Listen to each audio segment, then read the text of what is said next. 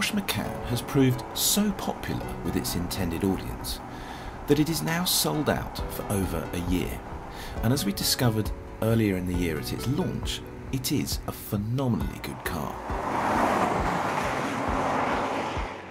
And then there is the BMW X4.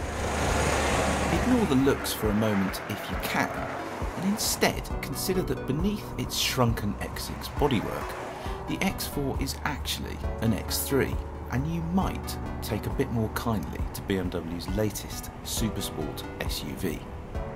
But is it in any way a match for the mighty new Macan?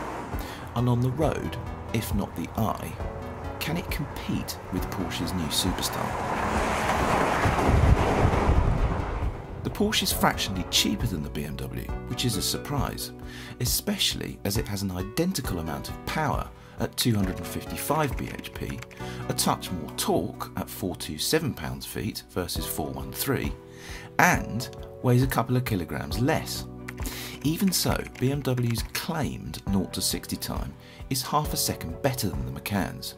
So let's see who's telling the truth. Okay, the inevitable drag race against the Porsche. I've got it in Sport Plus. I'm going to put it in manual. I'm just going to hold it against the brakes slightly before we go. It really feels like it wants to go. Wow, that's pretty impressive. That is pretty impressive. And it is just a tiny bit quicker than the Porsche. I wasn't expecting that at all. I mean, it's fag paper close, but I think the BMW is just quicker than the Porsche. Despite its launch control system, the Porsche can't quite level with the BMW, as you can see. But the difference is so small, it may as well not exist. And anyway, is the 0 to 60 time really what matters in vehicles such as these? Not really, no. I mean, I know this thing is based fundamentally on the X3, but as soon as you climb inside, you can tell it's different. Purely because you sit that much lower to the road, and the centre of gravity is that much lower. And it does feel quantifiably more sporting inside than an X3. But having said that, just rumbling along in, I'm in drive basically in 5th or 6th gear or something like that, and it's very refined, it's very quiet. It does drive really well, I think, the X4. Go for a drive in it, and it might be a big old wagon, but it's really impressive in what it does. The handling along this little tight and twisty and nudgy snake handling course is just, I mean, it's really, really good. You can throw it around and it just does exactly what you want it to do.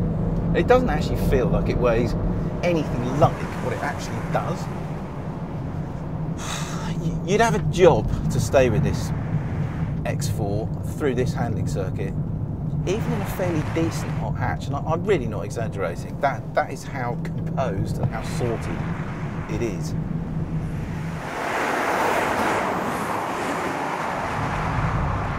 I mean, okay, understeers, and the traction control is doing its absolute utmost to stop it from running wide, just taking the power away a bit, but I mean, that's quick. That's really quick round there.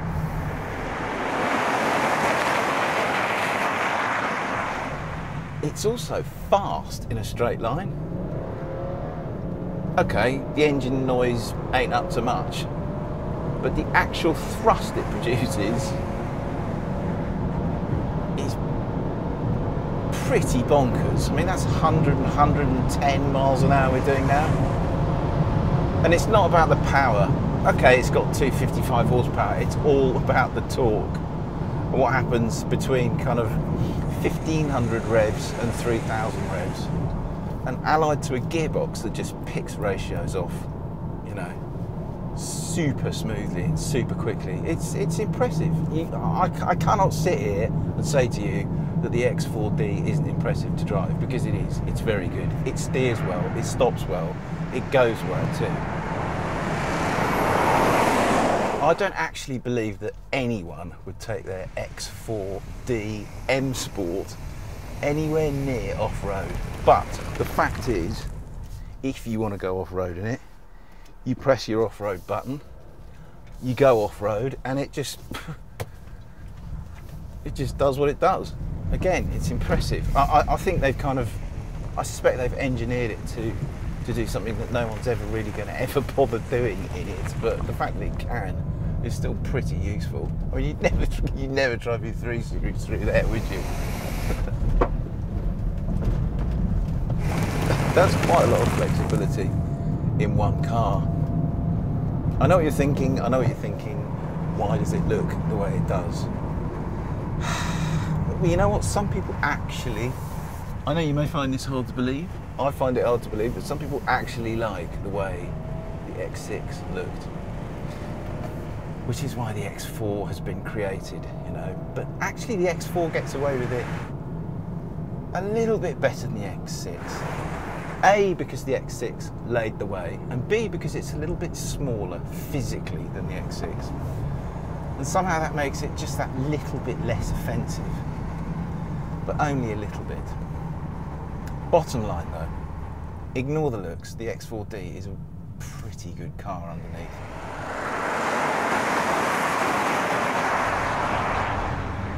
So the first thing you notice when you get into the Macan after the X4 is how much lower again you sit even than in the BMW.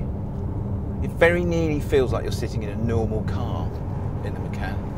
And I really like that because it just makes the whole thing feel that much more sporting, and you just feel integrated into the car that much more. Great driving position in the Macan. Great cabin as well. I love this centre console with the gear lever in the middle and all these buttons either side. It's just neat, and but it's kind of intuitive as well, even though there are loads of different buttons. But the thing about the Macan, it's just amazing actually. The chassis that this thing's got, the way it handles, the way it rides, the way it steers, it's just absolutely bonkers how good it is, considering it's an SUV. This thing will go around, will run rings around most normal road cars in terms of handling. In fact, it will run rings around most sports cars in terms of handling. That's how sharp it is. But here, as with the X4, we're going to see how good it is off-road, and just, I mean, like the BMW, but even more so. You just think that there's no one's ever going to do this in a Macan, but they should do if they buy one, because it's really, really good off-road. You've got this off-road button which just softens everything up, and I think it increases the ride height a bit as well. And you just feel like you could go across the Sahara Desert in this thing like this. The ride beneath your backside on this really kind of horrible, rough, muddy road is definitely a bit smoother, a bit more composed than it is in the BMW. You don't feel like you're kind of being bounced around all over the place.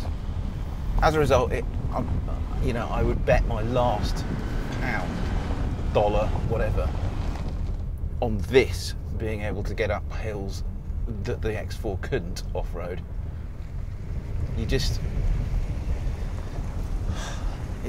feels more go anywhere. It really does. Okay, we come off the off-road course.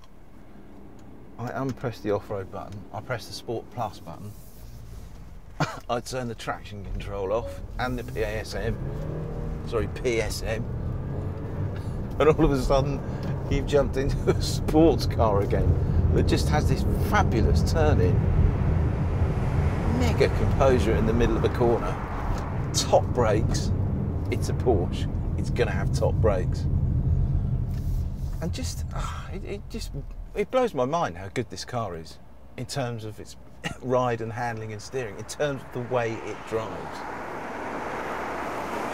There's almost no compromise in it being an SUV, and yet you've got a load of room there in the back seats, you've got a massive great big boot, you have got the slightly commanding driving position that your SUV owner wants, and yet at the same time it's nice and It's nice and low. They've just completely hit the bullseye with this car, Porsche. And I'm not surprised that they are all sold out for the next year and a bit.